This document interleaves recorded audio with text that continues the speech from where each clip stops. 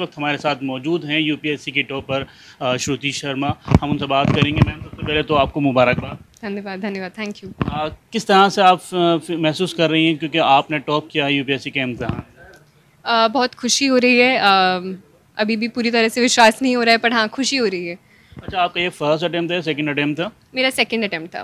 तो जामिया से आपने कोचिंग ली थी, क्या किस तरह का एक्सपीरियंस रहा जामिया का?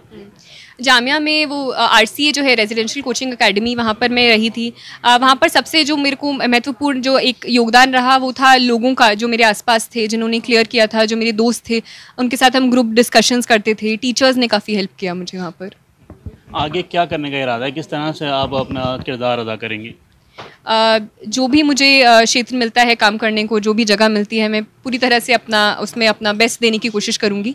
और मेरा पहला प्रेफरेंस आईएएस है, यूपी काडर है, तो उम्मीद है मुझे वहाँ पर सेवा करने का मौका मिले। अच्छा, ये बताएं कि जो स्टूडेंट्स हैं जो आने वाले हैं, जो यूपीएससी की तैयारी कर रहे हैं, उनके लिए क्या मैसेज देना चाहेंगे?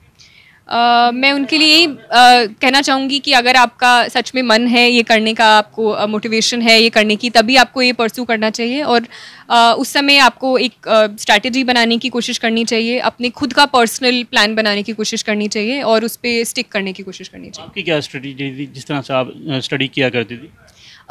मुझे पर्सनली ग्रुप डिस्कशंस हेल्प करते थे। मैं टेस्ट सीरीज़ और आंसर राइटिंग, आई थिंक इस वाले अटेम्प्ट में मुझे काफ़ी हेल्प किया। खुद के नोट्स बनाना, करंट अफेयर्स के भी और ऑप्शनल के, इस बार के मेंस एग्जामिनेशन में मुझे हेल्प किया। अच्छा, ये बताएं कि जैसे कहा जाता है कि 20 घंटे की स्टडी रेगुलर करनी है, क्या उस तरह का आपने भी शेड्यूल अपनाया था?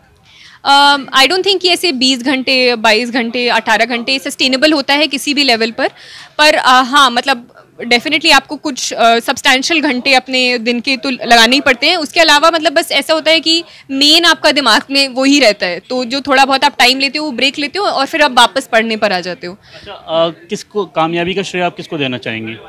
आई थिंक कोई एक इंसान नहीं है, सारे मेरे पेरेंट्स, फ्रेंड्स जिन्होंने इसमें हेल्प किया, टीचर्स, सभी को मैं कामयाबी का श्रेय दूंगी। बहुत बहुत शुक्रिया बात करने के लिए। तो ये थी श्रुति शर्मा जिन्होंने अपने ख्यालात का इजहार किया। अब देखते हैं कि आइंदा दिनों में उनके जो इक़दामात हैं वो कितनी कारगर साबित होते हैं। ईटीवी भारत के लिए दिल्ली से मोहम्मद राही।